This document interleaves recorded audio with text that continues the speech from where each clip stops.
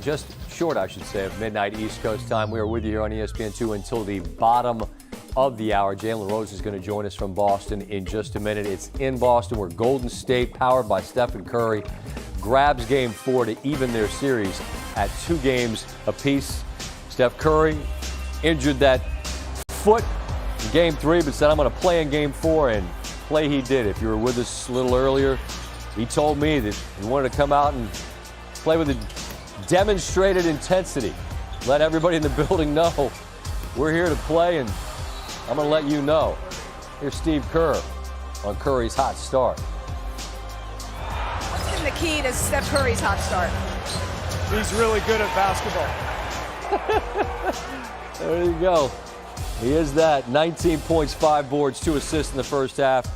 But Boston had the lead at the break, but you know what's coming in the third, right? The Avalanche. Curry, his 5th 3 in the game, gives him 30. He's now had 10 finals games with 5 3-pointers or more. No other player has done that more than twice in NBA Finals history. In the final minute of the quarter, trailing by 3. This is such a smart play by Gary Payton II. Don't shoot the 3, let 30 shoot it. And Curry does. He had 33 after 3. But the fourth's been where Boston has dominated in this series. They lead by 4. Andrew Wiggins had a career high in rebounds, 16 of them, and he had some huge putbacks, including that one. After they get a stop, very next possession, there's Clay. He hits a 3 of his 18, and the Warriors are back out in front by 1. And Curry here, the handle on display. Smart's in vicinity. Williams is in vicinity. He finds a soft spot in the defense and hits. It's a 7-0 run. Golden State leads by 3. Couple possessions later, Curry again. Bang! 43 for Curry. 7 of 14. Here's Klay Thompson on his running mate's night. I think I have seen him show that much emotion, and the heart on that man is incredible. You know, the things he does, we kind of take for granted from time to time, but to go out there and put us on his back, and I mean, we got to help him out on Monday. So wow, just showed why he is shocking. He wasn't a first team All-NBA guy, but whatever. Next year. Another question in the back. Hey. Hi. Tal from Haaretz newspaper in Israel. Marcus Smart made a huge 3-point shot on the buzzer in the 4th quarter, and then you responded with a 3-pointer, Steph as well. Can you take me back to these moments? What made you change the game like that? You know, I got some great looks all night, and come playoff time, especially in the finals, it's hard to get good looks. Teams are going to blanket us. So when you get that little, you know, space, you got to let it fly. But in this league too long to ever doubt myself, especially in the highest pressurized moments. You just got to let that thing go and trust your work, trust your touch. And luckily I made them when they counted. Still thinking about that one I missed on the left wing. Great pass from Andrew, but luckily I got Draymond who made an incredible rebound, and I'll make it on Monday. From Kendra here up front. Let's head back out to Boston and say, well, now we can say good morning East Coast time to our friend and colleague Jalen Rose. And Jalen, I just want your thoughts on Steph as well. I mean, you've seen remarkable performances. We've talked to every guest, including Steph himself, about the night. What was most impressive to you about what he did? The most impressive things, SVP, was that he understood that if the Golden State Warriors lost today, that they were going to win the series. They weren't coming back trailing 3-1. He knew that, they knew that, and we all knew it. But the great thing about his performance is his feathery touch under pressure, even when he's contested. Almost like Papa shot type of 3-pointers. And the Warriors did something that was really intelligent. Other guys stopped shooting. They was like, where's Steph? Dribble handoff, get him the ball, feed the hot guy. He's the oldest guy, along with Michael Jordan, I believe, to score 40 in a finals game, hit 7 threes and score 40. I think Kyrie Irving was the other guy to do that. And when you look back at the history of the NBA and you see the teams that were multiple champions, they got a guy on that team that's him. Steph Curry was that for the Golden State Warriors. That's what Klay Thompson was talking about. We got on his back on the road and got it done. Now, the Celtics, they were willing contributors also. Offensively, they looked a little stagnant.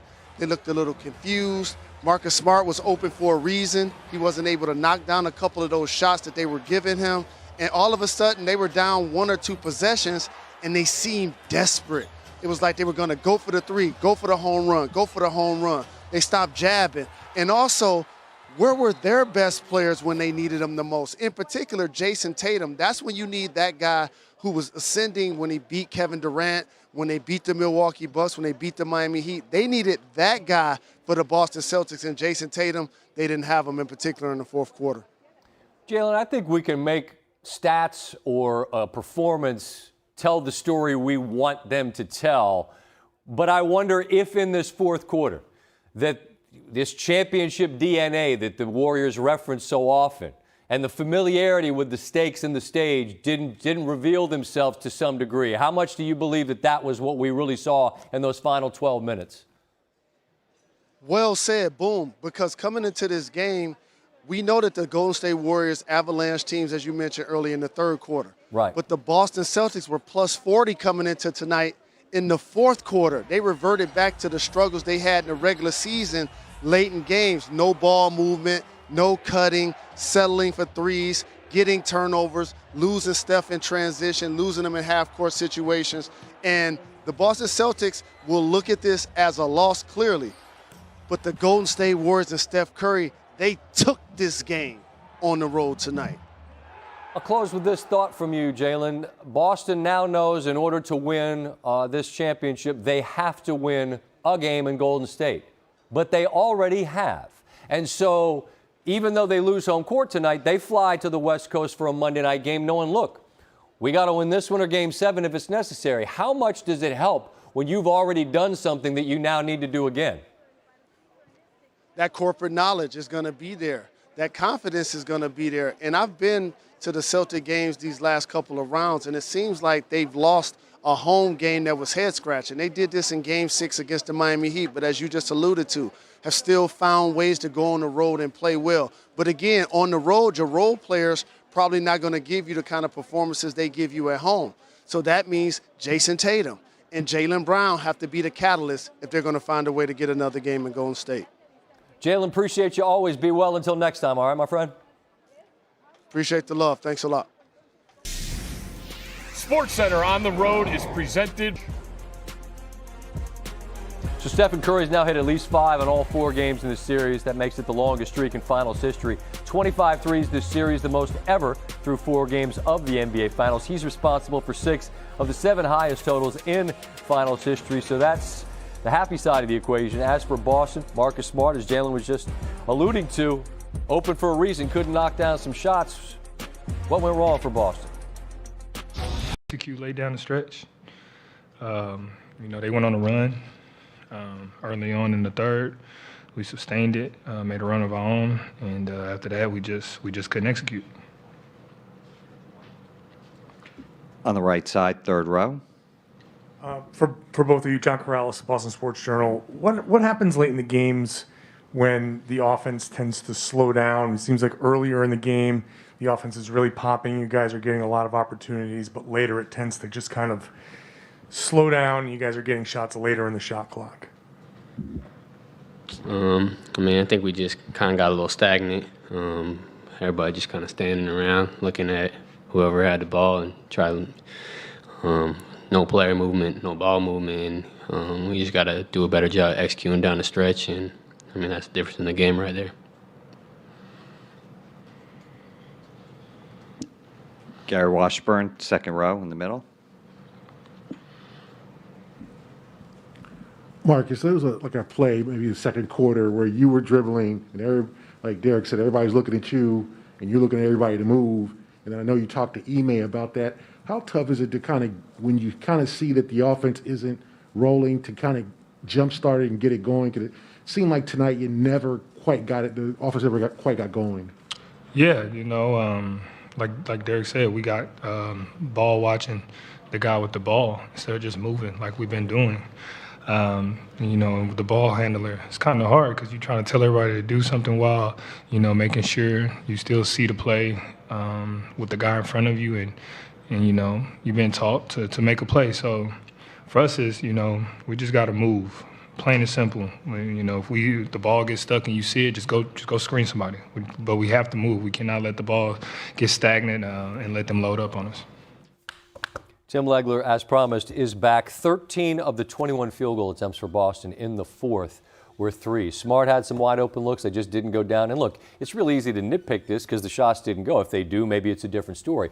But you hear the same word from Udoka, from Smart, from White, from everybody we've heard from thus far on the Boston side. Stagnant. Is that what you saw? Yeah, I think that's fair. And I thought up to the point when Steph Curry took over the game, if Boston had won the game, what I was looking at was Tatum and Brown and just how difficult their shot making was in the paint, and their ability to finish over guys in those spots. Golden State doesn't really have weapons that do that. Right. They can beat you in other ways. And so that's where they were trending.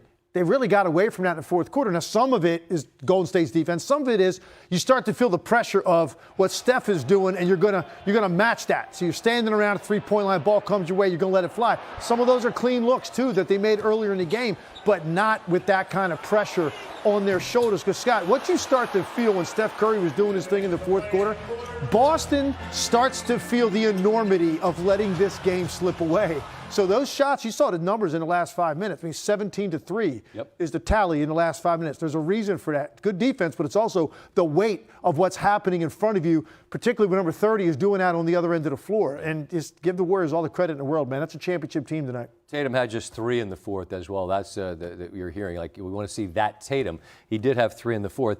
And what you just mentioned is what I want to explore a little bit more. Golden State's forever talking about championship DNA. We've referenced it now a bunch. Steph said it himself. When the moment requires your best, do you have it? And Golden State tonight did. And I mean, at some point, the experience and the familiarity with this is going to reveal itself. To me, it absolutely did tonight in the fourth. I just wonder, as a player, your level of appreciation for being able to deliver that in that moment. Yeah, it's just absolutely mesmerizing. I said to you earlier, I said, the league is going to be infinitely less entertaining when this guy retires. Just watching him play and that level of skill, to see what Steph Curry did tonight. It's so special. I just hope we don't ever lose appreciation for what we just watched, because that stage, #1 defensive team. And honestly, one thing I was thinking, Boston's greatness defensively and their length and versatility might be working against them a little bit in this way. They're trying to just do things with like switches and letting guys fight over the screens on Steph. They're not thinking about taking it out of his hands by hitting him with a blitz here and there. They're really not doing that. And this is 4 straight games where he has gotten loose. You wonder at some point, even though you've got great defensive length, versatility, all that, do you start to think, hey, maybe we should make some of these guys that have not been consistent in this series beat us? Because I'd said after game 2, this trend's going to continue. If they don't switch up the way they're playing him, Steph Curry's probably going to have 30 every game in this series. And that might be enough to get you beat. So it's something to look at with Boston. I do want to ask one last thought about Boston. It's the same thing I just asked Jalen. They've been great on the road in this series. They've been great on the road in the playoffs. They've gone everywhere and won. They've already done it once. So as they take a deep breath and get ready to head west for a Game 5 at minimum, maybe a Game 7 if it's necessary, they've already won. What do they have to do to win there again? They hang their hat on the fact that their defense will carry the day, so that they know they can string together stops when they have to. It's always it's been their pride, right?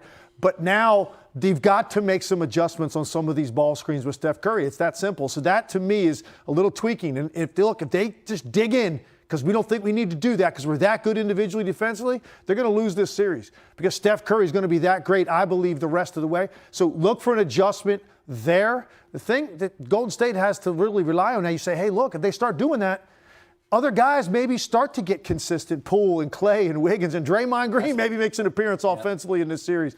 So there's a lot at stake as we go back to San Francisco for Game 5. But I'm with you. If I'm Boston, I mean, you're never going to stop Curry entirely. But if you're going to beat me, I'm going to have to make it be somebody other than that dude going for 40. At some point, I just think you have to try to hit him with a blitz and force him to pass the basketball because he is very comfortable very early in these games. What a performance we got to watch and then talk about tonight, right? Absolutely. It's fun. coming best. to work. As always, appreciate your time. Got Tim it. Legler. All right, here's Draymond Green on Curry and also on his night, which was interesting. Incredible. Put us on his back, willed us to a win, much needed win. Game we had to have. The best players that ever played this game. And why, this organization has been able to ride him to so much success. It's just absolutely incredible. Marcus in the back. Marcus Thompson, The Athletic. Draymond, when you see Steph shoot like that and play like that, everybody can witness that part. But what could you say about, his toughness, against a defense like this, with his foot hobbled? What could you say about how resilient he is? Same thing I've always said. Him was one of the most resilient, toughest guys that ever played with. The way defenses guard him, they're constantly grabbing, and he just continues to play. He don't make much of it. He just continues to do what he does. So, it just says a lot about his toughness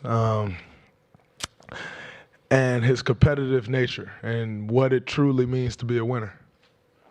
Tim on the right. Draymond, what was your reaction? Were you surprised when you got taken out when you did in the fourth quarter? It looked like you were not thrilled by that. And how did you kind of go through the offense-defense kind of substituting it out at the end of the game? Definitely never thrilled coming out of the game with 7 minutes to go in the fourth quarter in a must-win game. I'm not going to sit here and act like I was thrilled. I'm a competitor. But at the end of the day, if that's what coach decides, then you roll with it. And, I had to keep my head in the game and, whenever I went back in, try to make some plays. And so that was just my mindset. Don't make too much of it. I've always been of the on the bandwagon of, if you got something that's rolling, you stick with it. So it is what it is. Dana. We welcome in Malika Andrews from Boston, and it's interesting. I'm looking at the box score here for Draymond. It's the second game in a row with just 2, but he was able to come in and grab a rebound, and they called a timeout, took him out on offense. It's just interesting. I wonder what we heard Draymond's reaction. What other reaction he was used here in the fourth? Yeah, well, when I was talking with Steve Kerr when he was in the interview room, he said, I know that Draymond probably wasn't thrilled to come out at that point, but he also said that he knows that at the end of the day, what matters the most, right, Scott, is winning. He is a competitor. You heard Draymond said it. He always gives an honest assessment, right, of how he played. We've heard him do that the last several games when he hasn't played up to his standards. And Steve Kerr said that he knows he probably wasn't thrilled, but he also didn't hear any talking back, any barking about the decision that was made. And I can tell you, Scott, I was outside of the arena for NBA Today around 3 this afternoon. There were already fans that were outside that were chanting the profanities that we heard in the arena. So this hasn't been an easy environment for Draymond. Obviously, he has said it's not the environment that is affecting him here. But Steve Kerr even said today, look, I did not play Kevon Looney enough early on in this series, and so I expect to see more Kevon Looney heavy rotations and minutes moving forward here. Malika, you know the drill on our show. We're not big into hyperbole. Try to be reasonable. Don't hoot and holler a whole lot. But, man, if there's a performance worth really finding the adjectives and trying to explore the thesaurus, it's what Steph did tonight. I wonder the reactions post-game from the arena to what we saw from Steph and Curry. Well, it was interesting. Right at the end of the game, when Steph Curry was going to the line, some Golden State Warriors fans who were in here started chanting MVP. And the Boston fans, they very quickly wanted to drown out any chance of MVP with boos for Steph Curry, because they know, he knows, his teammates know this was an incredibly impressive performance. When our colleague Kendra Andrews asked Klay Thompson where he would rank this performance for Steph Curry in the finals, Klay said that it had to be number 1.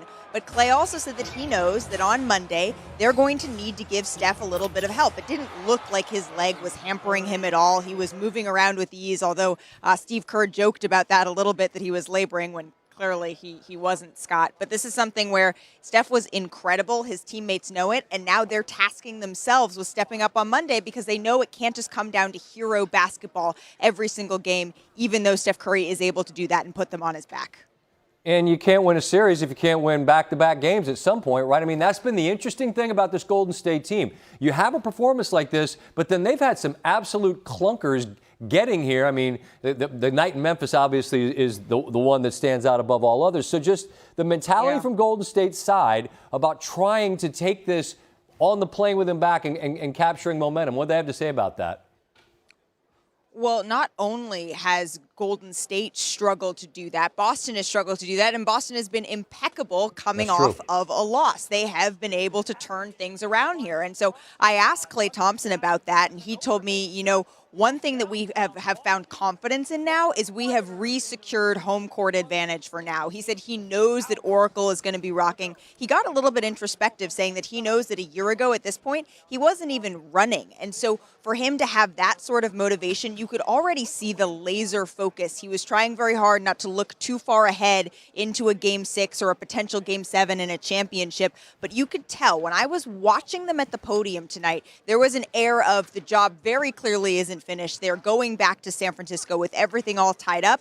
They know how Boston responds after a loss. They can't guard against that and clam up. Instead, they have to play the free-flowing, beautiful basketball, Scott, that we've come to know as the Golden State Warriors brand of basketball here. The Emmy Award-winning host of the NBA Today, Malika Andrews, as always, your time appreciated. I won't say that anymore if it embarrasses you. The truth's the truth, though. The truth's the truth. Take your flowers. I got to tell you, Scott, yeah. I want to tell you that I'm tired of it, but as Marcus Smart told me, he doesn't get tired of getting introduced as the Defensive Player of the Year, and I haven't gotten tired of that yet. Right on. So I appreciate you, my friend. Come back again, and we'll introduce you to the truth's the truth. I'm not making it up, and you earned it, Malika. We appreciate it. Be well. Legendary stuff. 3 players in NBA history have scored 40 in the finals at 34 or older. LeBron had 40 in the bubble, Game 5. Lakers actually lost that one, but went on to win the series in 6. Michael Jordan was 35 in his final game in a Bulls uniform, Game 6, 98. He dropped 45, including that iconic final shot, and the Bulls grabbed how many? That's right, 6. And now on a Friday night in Boston, in a game they've really got to have, Curry goes for 43 with 7 threes. He outscored the rest of the Warriors' starting 5.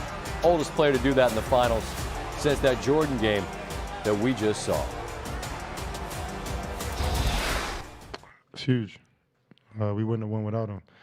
And I mean, I don't even know if you can say besides 43 and 10, because 43 and 10 is crazy, especially in the NBA finals. So he's our leader, and that's what he does. So huge game by him, and we need it. Always a pleasure to welcome in Mark Spears to the program. And Mark, you're in the building for this one, and sometimes you can get a sense early. This might be one of those nights. When did you get that feeling? Well, first of all, let me tell you, I left Boston in 2009, flew across the country to work in the Bay, and they had this rookie named Steph Curry. I've seen a lot of his games, Scott. He doesn't get emotional in the first quarter, Scott. Nope. That's the fourth quarter stuff that he does. Yep. Not the first quarter. This dude in the first quarter screaming at the fans, yelling at the fans, and I wish I was a better lip reader because I didn't understand a word he said, but that's not him. And that's when I knew that he was going to have a special night. And I actually just recently asked Draymond about that, and he said he noticed something different from Steph during the 2 off days, that he was in a different zone, a different place. And he said, man, he put us on his back tonight. And you know, Steph outscored the starters.